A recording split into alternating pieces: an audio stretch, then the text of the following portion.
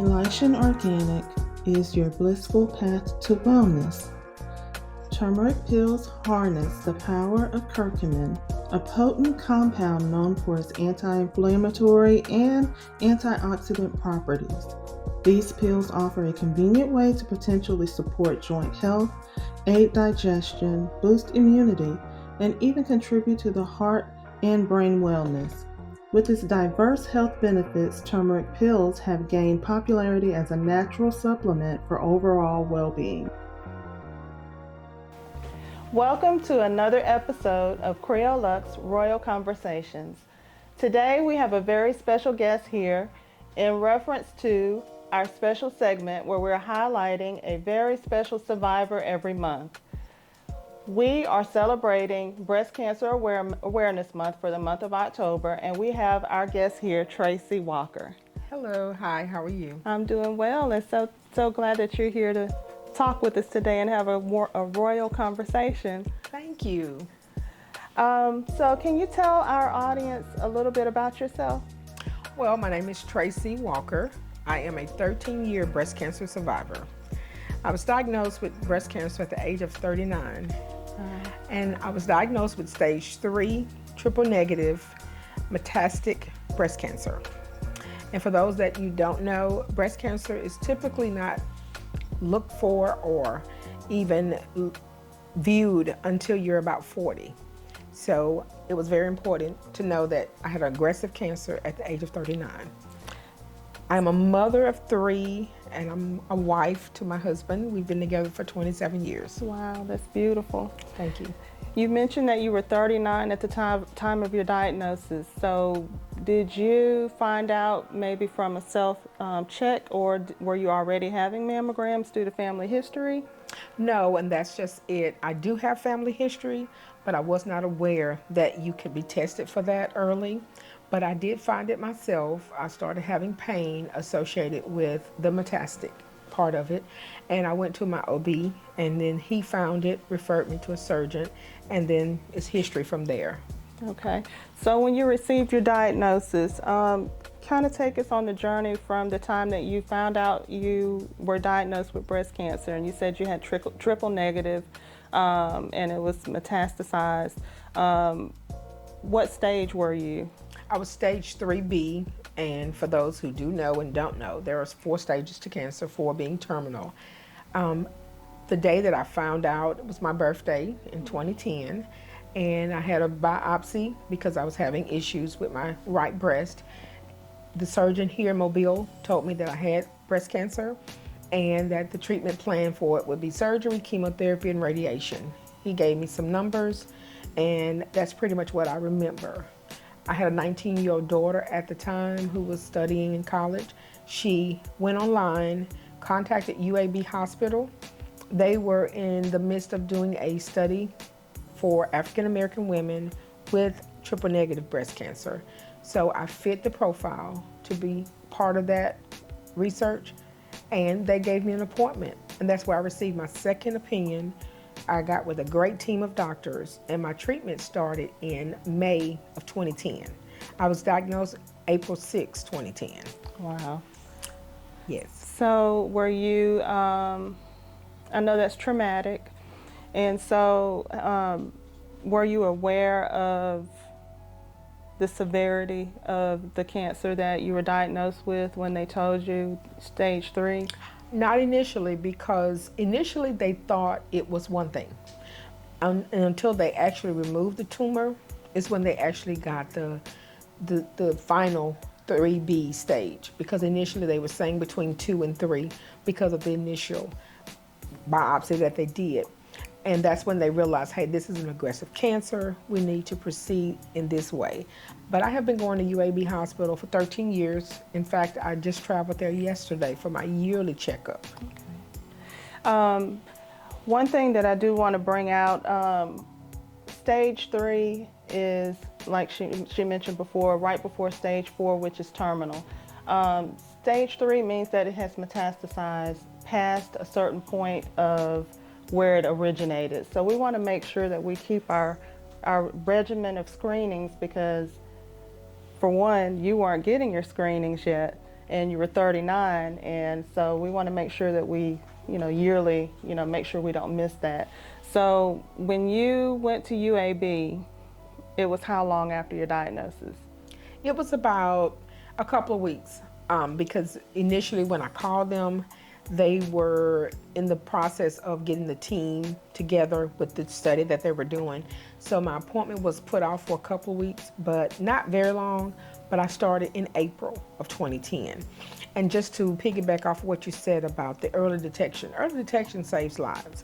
And oftentimes when you don't know your family history, it is important that you get your yearly checkup. Because in my case, my father's side of the family, which is my paternal side, that's where the cancer was, and I didn't have that information. But I did have a bracket testing, and that's one of those genetic tests where they kind of see if there's a genetic mutation where you're just prone to cancer. But I didn't have all the information. So information is power. Yes, definitely, I agree. So it looks like you did opt to have treatment. So did you have a lumpectomy or a mastectomy?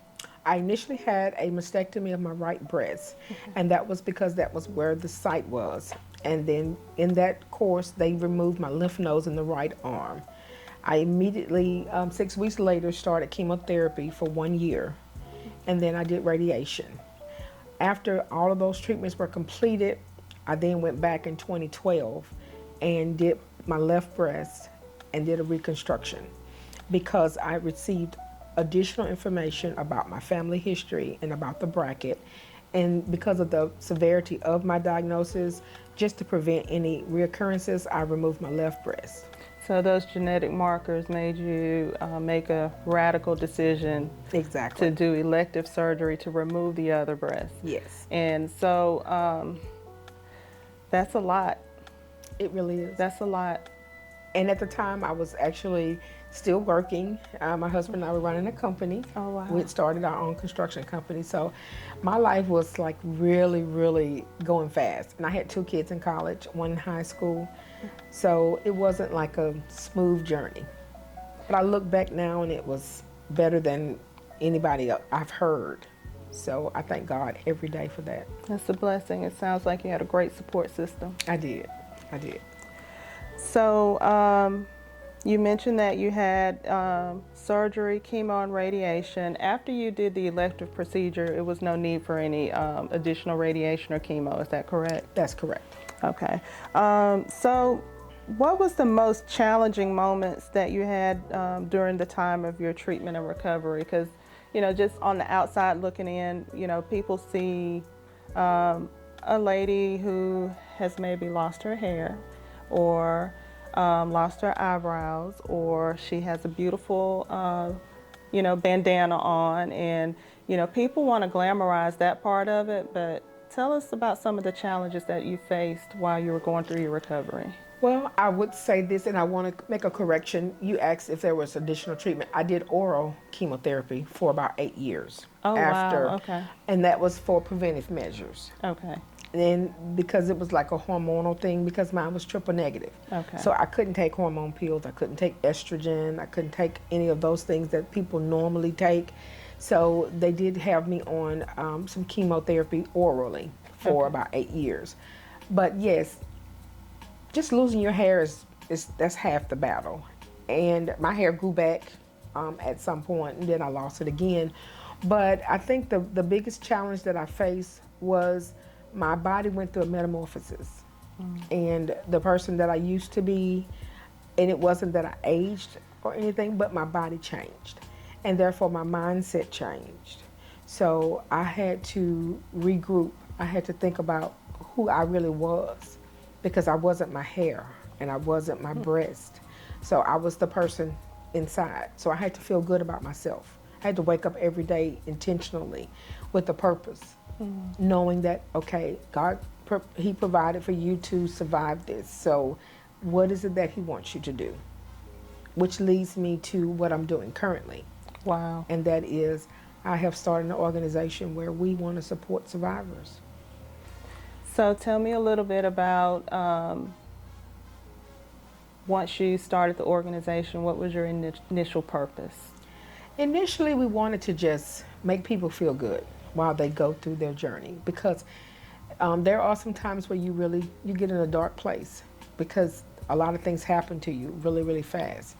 So the initial thing was, hey, let's just do an event, make these people feel good, honor them, set them aside, allow them to be, beautified, if that makes sense. Because sometimes you don't feel beautiful. And sometimes no matter what other people tell you, you just don't feel yourself. So it's always good to get around others who have gone through what you've gone through, and they can relate to you. And one thing about the beauty, I think most people, just being a female growing up, the first thing you think of is, okay, I have pretty hair or pretty makeup, or, you wear cute clothes, and then it's like everything that you identify with that makes you a quote unquote woman, you have to find something else to define yourself. So tell me, how did you find that? Okay, well, initially when I first had my surgery, as I stated before, I had my right breast removed first. So it was a year or so when I was just having to wear prosthesis. And those who don't know, it's not as easy as putting on a leg or an arm, or not putting on a leg or arm. So when you're having to wear those devices and you're having to compensate for something that is no longer there, it's a challenge, but it's possible. So you mentioned about the support system, and I had support. My kids and my husband and my mother, sisters, they all supported me in that, hey, if you don't want to wear it, you don't have to, or you're beautiful without it. But I had to build myself up to know that I can do this. But it is a challenge, because you're now where you used to just put on your clothes, or you used to go places and you didn't have to worry about what you were going to wear or how you were going to wear it. Now it's a little different. It's a little different.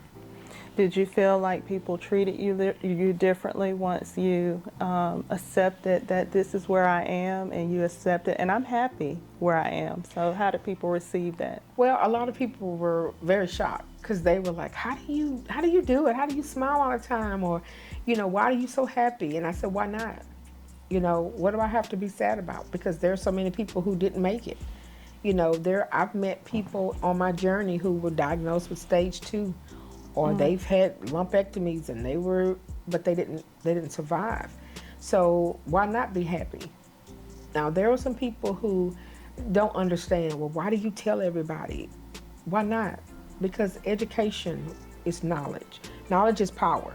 And when people know that this is a potential deadly thing, then they are more apt to say, let me get checked out, rather than say, oh, I'll wait till something happens.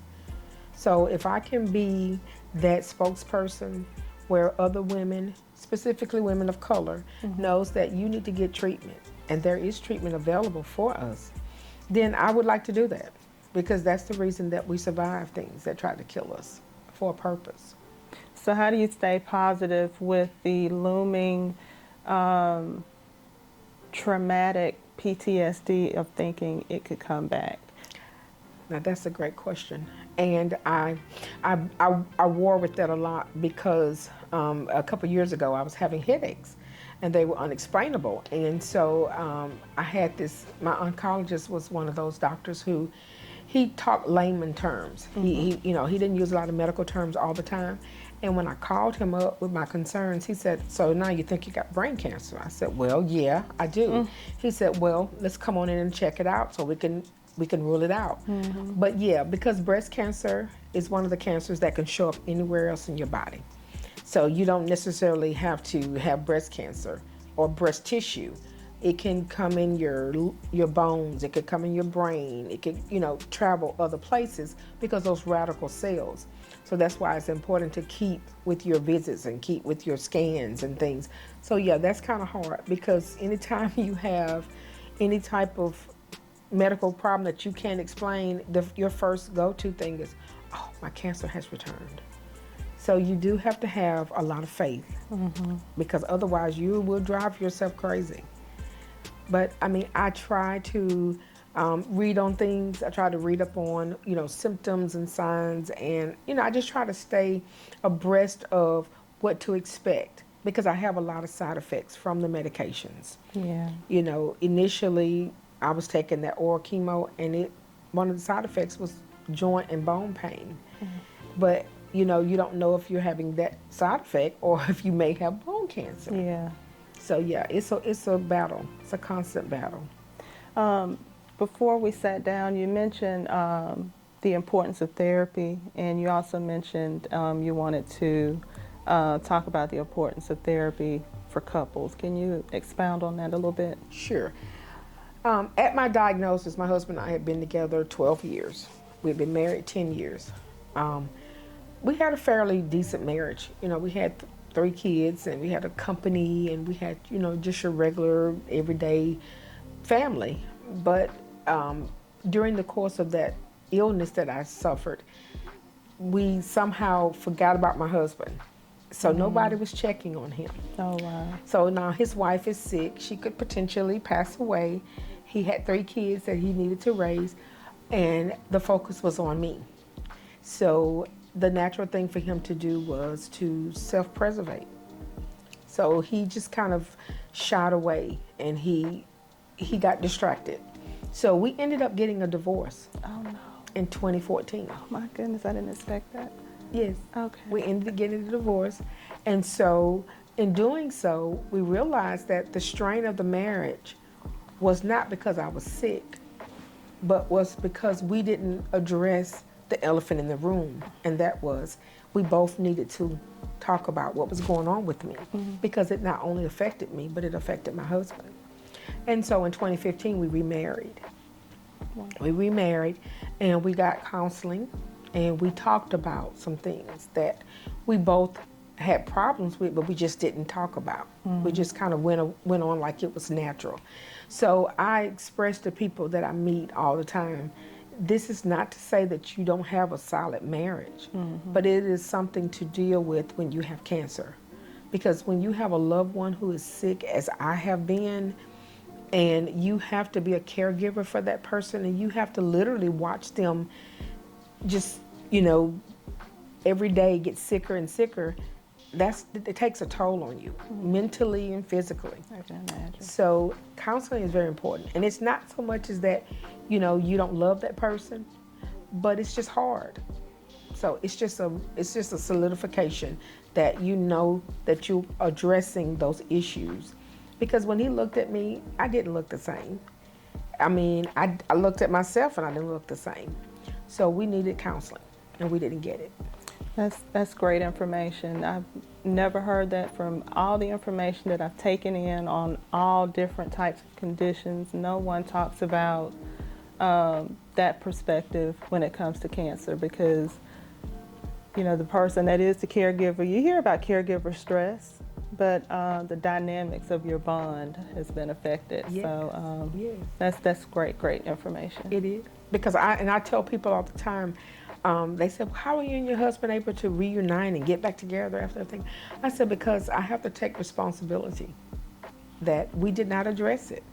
And I mean, everyone, even his family, they were all concerned about me, Tracy, you know, but no one said, hey man, are you okay? You know, and then of course, as a man, he was trying to shoulder a lot of things that he needed to say, hey, I don't have it. I don't have it together. And so since that time, we have been able to minister to other couples who are going through situations where one spouse has been sick, or, you know, the other spouse is having to care for that person. Take time out, talk about it, you know, do the pros and cons of it, you know, because we didn't even talk about what if something happened to me. You know, we had 3 kids, you know, and at the time of my diagnosis, we didn't have a grandchild. But we didn't even think about that, you know, and that was a lot of responsibility for him. So yes, I definitely suggest anyone who is going through any challenge to seek counsel. Appreciate that. That transparency is beautiful, and a lot of people don't think about it. So I think that's going to be a nice point for people to consider. Yes. So if someone who has just received a diagnosis of cancer, what would you tell them? The first thing would be to receive it as it is. And that is, it's just a diagnosis. It is not your destiny.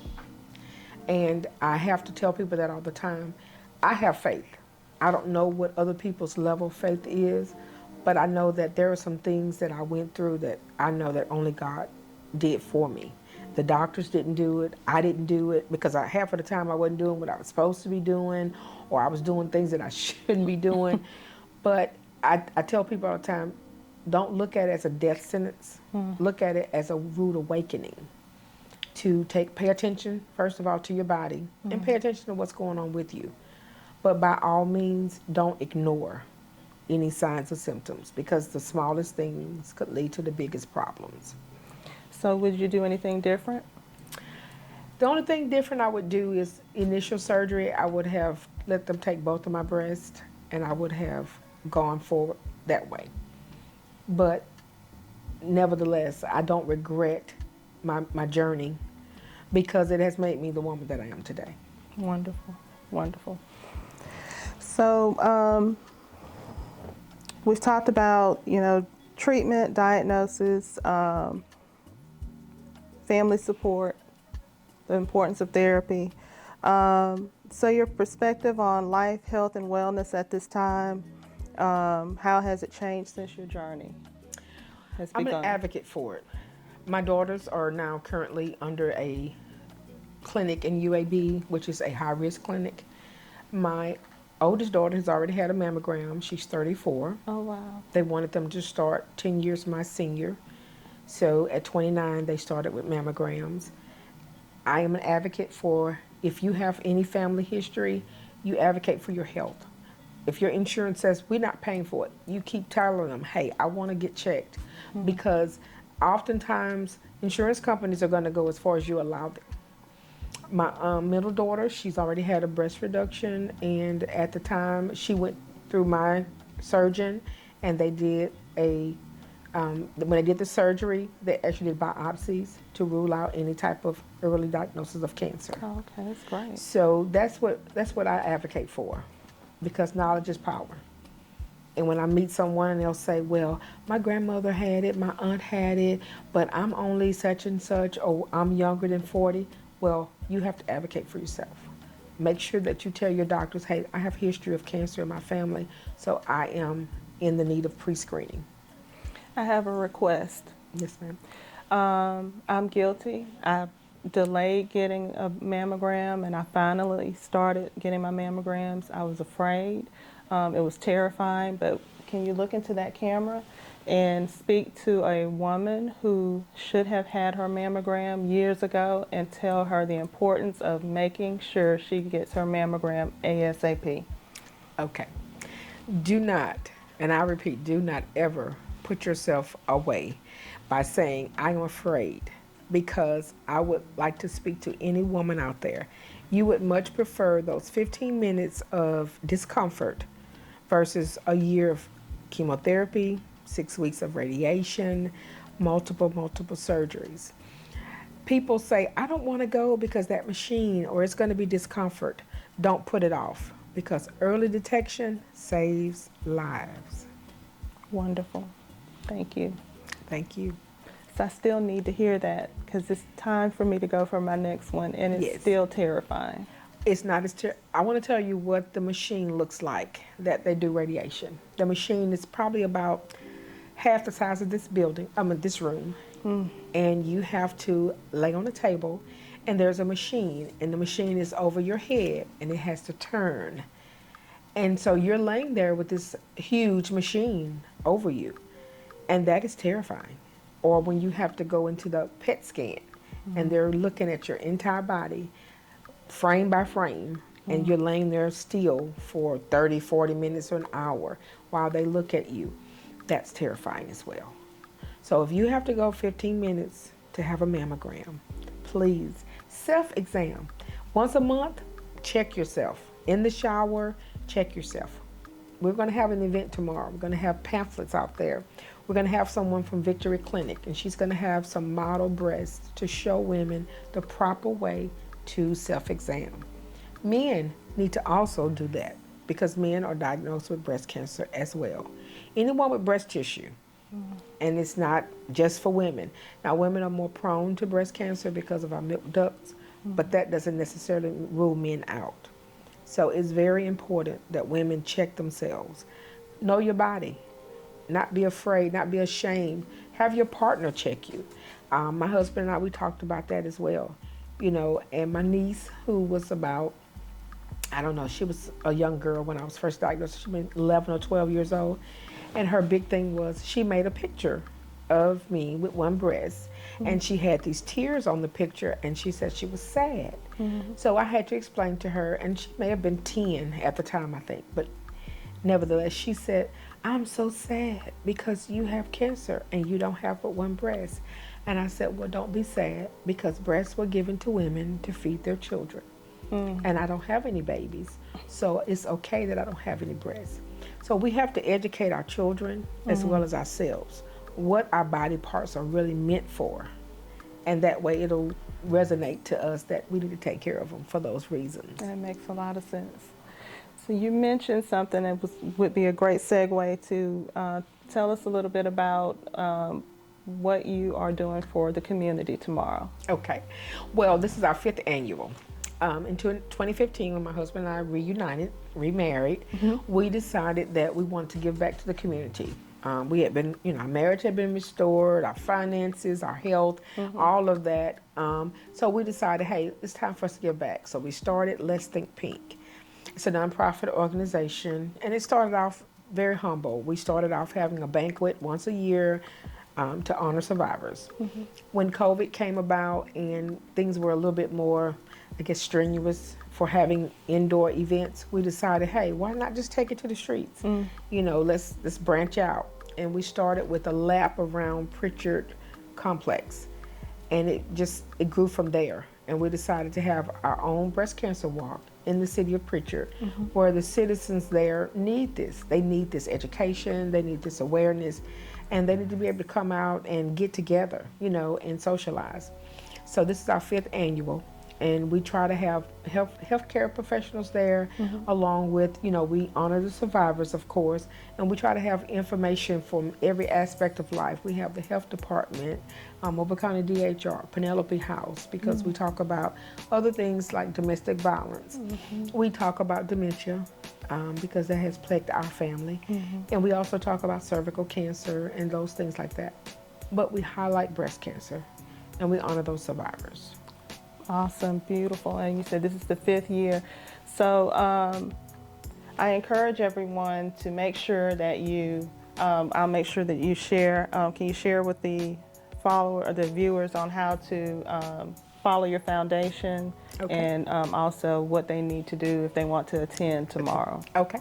We're going to be having our 5th annual Let's Think Pink Breast Cancer Awareness Walk. It's going to be prancing in pink in Pritchard. We're going to be having it downtown Pritchard at Renaissance Park. We're going to start at 8 o'clock, but pre-registration is at 7.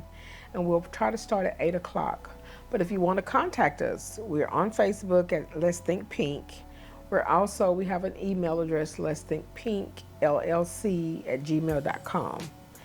We're going to be there tomorrow from 8 to 12. If you want to join us, if you want to walk, if you want to honor a survivor or remember someone or walk in memory of someone, please come out and join us. We do have a registration fee, but that fee includes a t-shirt. If you already have a shirt or a team, just come out and walk with us. We're going to have information and vendors set up. Vendors that you can shop with and get healthy food tips, healthy diet tips, and also if you want to buy clothing. We have someone who customizes wigs for those who have gone through this journey and, like myself, have permanent hair loss.